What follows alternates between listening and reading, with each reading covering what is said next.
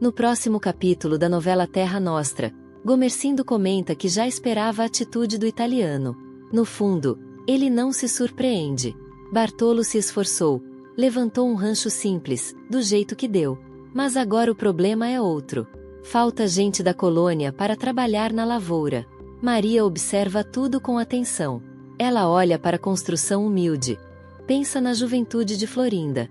Ainda tão nova. Hesita. Mas, depois de alguns segundos em silêncio, acaba concordando. Vale a pena tentar. Bartolo então toma a palavra.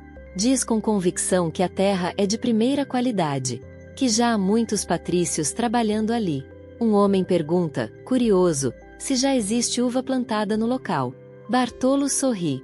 Responde que sim. Alguns compatriotas já começaram o plantio.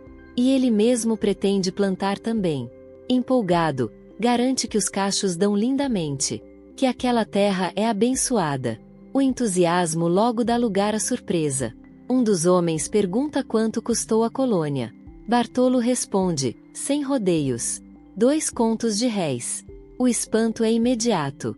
Os olhares se cruzam. As vozes se levantam. Perguntam de onde veio tanto dinheiro. Como se tivesse caído do céu.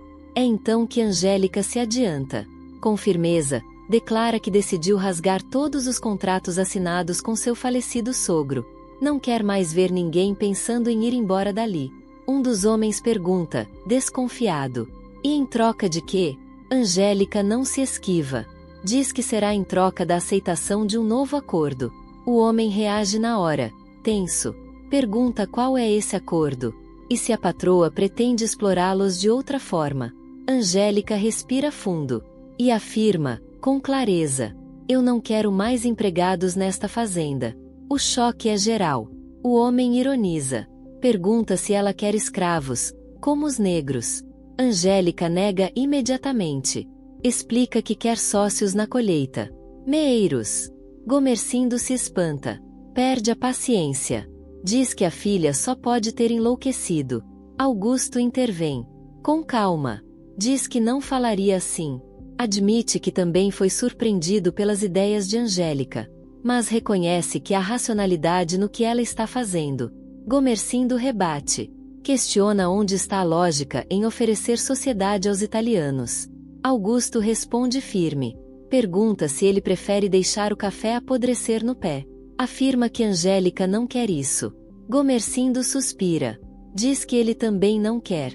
Mas lembra que, quando unificaram a administração das fazendas, não foi para a filha tomar uma decisão dessa sem avisá-lo.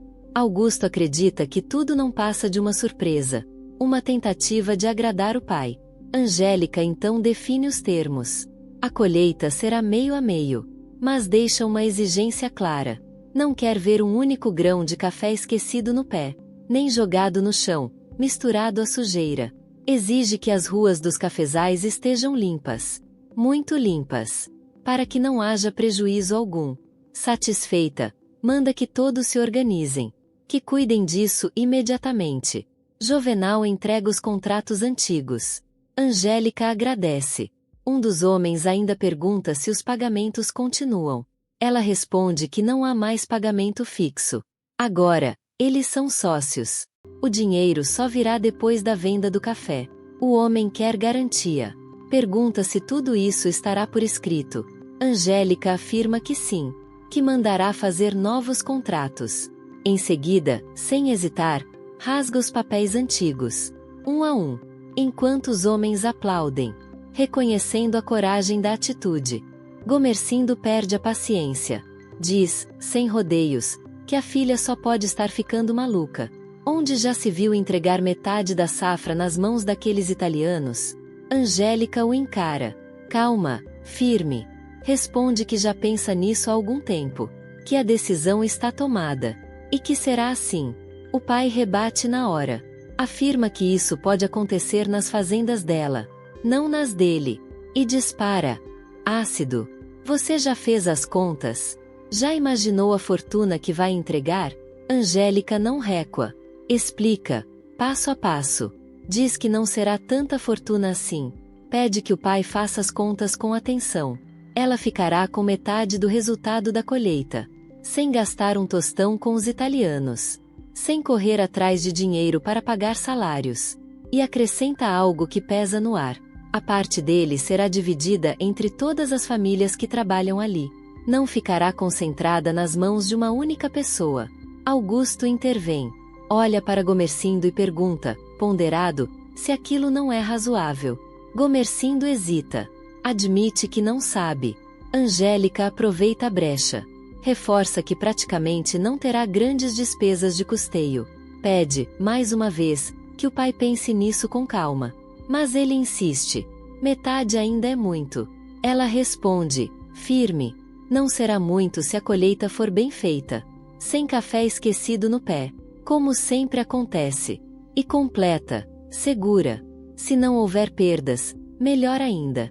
Os italianos são os maiores interessados em evitar isso. Gomercindo respira fundo. Diz que entende. Angélica então aponta outro problema. Lembra que muitos fazendeiros estão tentando levar aquelas famílias, porque não conseguem mais imigrantes para trabalhar. Augusto explica. Nenhum navio italiano tem aportado no Brasil nos últimos meses. Gomercindo diz que sabe disso. Angélica deixa claro o que a move. Está tentando manter os italianos nas fazendas. Porque, se eles forem embora, não haverá quem faça a colheita. Mesmo assim, o pai insiste. Diz que metade da safra ainda é muito. E lembra que o preço do café caiu. E pode cair de novo. Angélica aceita o peso da decisão. Responde que é um risco. Mas um risco que eles terão de correr com ela. Maria intervém, com cuidado. Diz que não entende muito do assunto. Mas sente que a filha pode estar certa. Por fim, Angélica faz um pedido direto ao pai. Que ele faça o mesmo em suas terras. Antes que seja tarde demais. Em outro canto, Leonora fala com Florinda.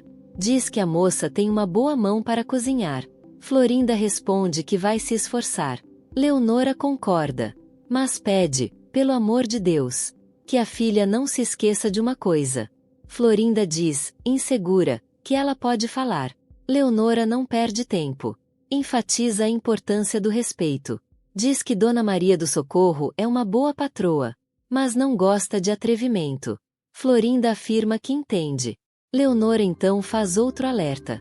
Pede que ela não fique olhando para os homens da casa com aquele olhar derretido que costuma ter. Florinda se defende na hora. Diz que isso nem passa pela sua cabeça. Que Deus a livre. Leonora esclarece. Diz que está apenas avisando. Florinda responde que sabe. Leonora conclui. Direta. O resto vai depender dela. Se fizer tudo direitinho, não volta para a enxada. Florinda concorda. Diz que entende perfeitamente. E reforça que não quer voltar para a enxada. Leonora sorri. Elogia a moça. Chama para irem. Mais adiante, Mateu fala com Juliana. Conta que vem conversando com Amadeu. E que agora, depois de o infeliz confessar estar apaixonado por Hortência, está praticamente arrumando um jeito de morrer nas mãos do marido dela. Juliana suspira. Diz que já havia avisado. E afirma, sem rodeios, que os dois já dormiram juntos. Mateu nega. Mas Juliana confirma. Ele pergunta se foi a espanhola quem contou. Juliana responde que não. Que ninguém lhe falou nada. Mas que ela não é cega. Mateu se espanta. Pergunta se a mãe de Hortência sabe disso. Juliana diz que não. Que Dona Dolores, pobrezinha, ou acha que a filha é uma santa, ou finge não perceber. Mateu afirma que não está gostando nada dessa história. Hortência entra na conversa. Diz que a mãe dela já sabe de tudo. Amadeu pergunta, apreensivo, o que eles vão fazer. Ela responde que não sabe. Conta que a mãe tem medo de que o marido venha buscá-la. Amadeu lembra que foi ele quem a expulsou de casa. Mas Hortência responde, abatida. Sim, ele a expulsou. Mas ainda é o marido dela. Amadeu pergunta, tenso, se ela irá com ele caso ele apareça. Hortência repete que não sabe. Que, se isso acontecer, não sabe o que fará. Amadeu se aproxima. Afirma com convicção que ela não vai fazer nada. Que vai ficar com ele. E garante que o marido nunca mais vai encostar nela nesta vida. Chama-a de seu amor. Em outro momento, Bartolo diz que amanhã vai embora dali com a esposa e a filha. Gomercindo responde que já sabe. Bartolo se emociona. Diz que nunca vai esquecer o tempo em que viveu ali, trabalhando para o amigo. Gomercindo brinca. Diz que gosta de ser chamado assim. Bartolo afirma que o chama de amigo porque Gomercindo foi, de fato, um bom amigo.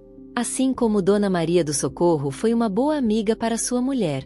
Leonor acrescenta que a melhor coisa que lhes aconteceu foi ela ter ido trabalhar naquela casa como cozinheira. E lembra que acabou ajudando até nos partos das filhas de Gomercindo. Bartolo comenta que, se pudesse, deixaria Leonor ali por mais algum tempo. Mas sabe que ela sofre por ter que ir embora com ele, mesmo precisando tanto da ajuda dela. Gomercindo escuta. E diz que entende. Bartolo conta, com um sorriso simples, que já construiu um rancho, 4 paredes, um telhado e um fogão num canto, para que Leonora possa cozinhar. E ao dizer que conforto como o daquela casa, eles não vão ter, Gomercindo observa em silêncio. Percebe que Bartolo não parece nem um pouco incomodado. Bartolo confirma. Diz que não se importa. E que Leonora também não vai se importar. Enquanto espera a uva crescer, pretende construir outra casa. Uma casa melhor. E faz questão de ter uma sala decente, para receber Gomercindo. Gomercindo sorri. Diz que é capaz de visitá-lo até naquele rancho simples. Bartolo se alegra de verdade. Mas, por hábito, acaba chamando de patrão. Gomercindo corrige na hora. Pede para ser chamado de amigo. Bartolo se desculpa, meio sem jeito, e diz que quer lhe dizer algo. A primeira garrafa de vinho que ele produzir, vai trazer para beber com ele. Gomercindo diz para não se preocupar com isso agora. Mas Bartolo insiste. Diz que se preocupa, sim, porque existe algo chamado gratidão. E um homem precisa respeitar isso. Afirma que o primeiro vinho quer beber ali, naquela sala, com Gomercindo. Se ele permitir. Gomercindo responde que permite. Claro. Bartolo então completa. Vão beber juntos a saúde do Senhor Batista. Gomercindo ri. Pergunta se ele ainda pensa no dinheiro do pinico do Batista. Bartolo responde, sério. Diz que, se não fosse a morte inesperada dele, nunca teria conseguido comprar aquelas terras. Gomercindo lamenta o pobre Batista. E pede para nem falar nisso. Em outro canto da casa, Maria chama Leonora. Comenta que já faz mais de um mês que Rosana foi embora dali. Leonora diz que sabe, mas acredita que Rosana está tentando recomeçar a vida, com o novo marido. Maria concorda, mas admite que nem sabe como ela está vivendo com ele. Leonora pondera. Diz que, se não estivesse bem, já teria voltado. Ou não. Maria ri. Comenta que, às vezes, Leonora simplifica tanto as coisas, que chega a se espantar. Leonora então explica. Conta que o marido está na sala, se despedindo de Gomercindo. Diz que eles vão embora de madrugada, quando o sol estiver nascendo. O caminho até o sítio é longo. Maria pergunta se ela veio se despedir. Leonora diz que sim. E acrescenta que gostaria de ficar mais algum tempo, se pudesse. Mas reflete que precisa estar ao lado do marido. Maria diz que entende. Leonora comenta que ele trabalhou muito sozinho, para levantar o rancho, sem ajuda de ninguém. Maria repete que sabe. Leonora conta ainda que Bartolo já conseguiu algumas mudas de uva com os vizinhos. Maria pergunta se são vizinhos italianos como eles. Leonora confirma. Diz que só poderiam ser eles, a ter a bendita uva naquela terra. Maria, emocionada, diz que já que Leonora vai embora, quer desejar a ela, ao marido e à filha, toda a sorte do mundo. Leonora pede para dizer algo. Maria manda que fale. Leonora então confessa.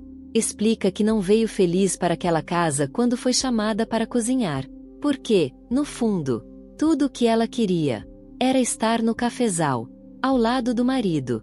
Leonora diz, com sinceridade crua, que veio pelo resto de comida da mesa, e pelo dinheiro, para ajudar o marido a comprar a terra, e plantar a bendita uva.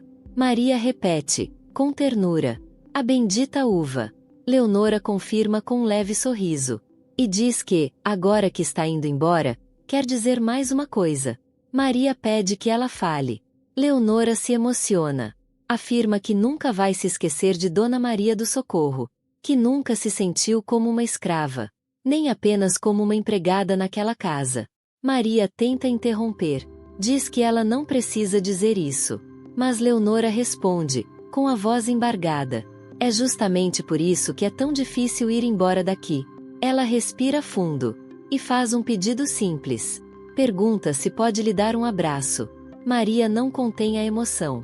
Diz que é tudo o que ela quer. E a chama de amiga. As duas se abraçam. Em silêncio. Como quem entende tudo. Sem precisar dizer mais nada. Em outro canto, o clima é bem diferente. Janete caminha de um lado para o outro, inquieta. Fica imaginando o imbecil do pai de Marco Antônio, vivendo com aquela italiana.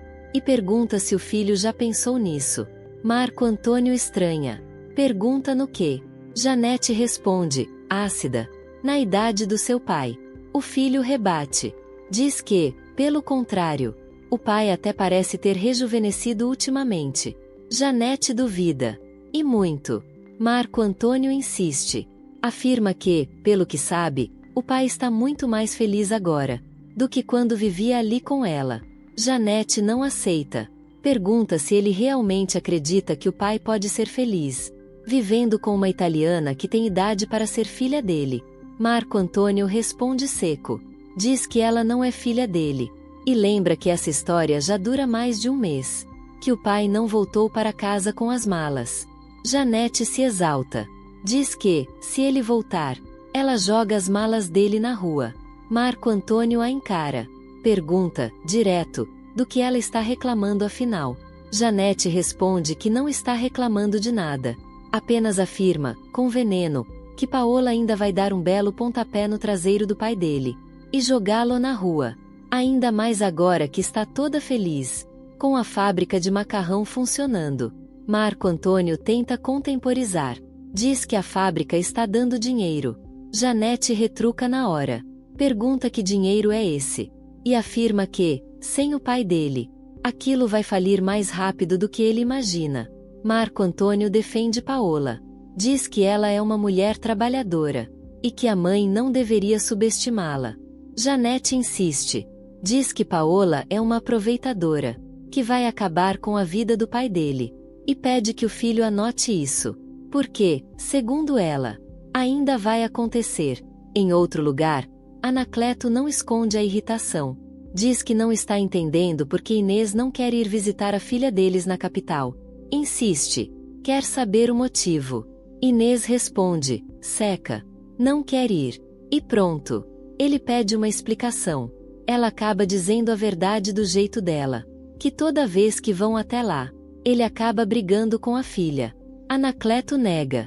Diz que não briga. Inês retruca na hora. Afirma que é ela quem briga. Desconfiado, Anacleto estreita os olhos.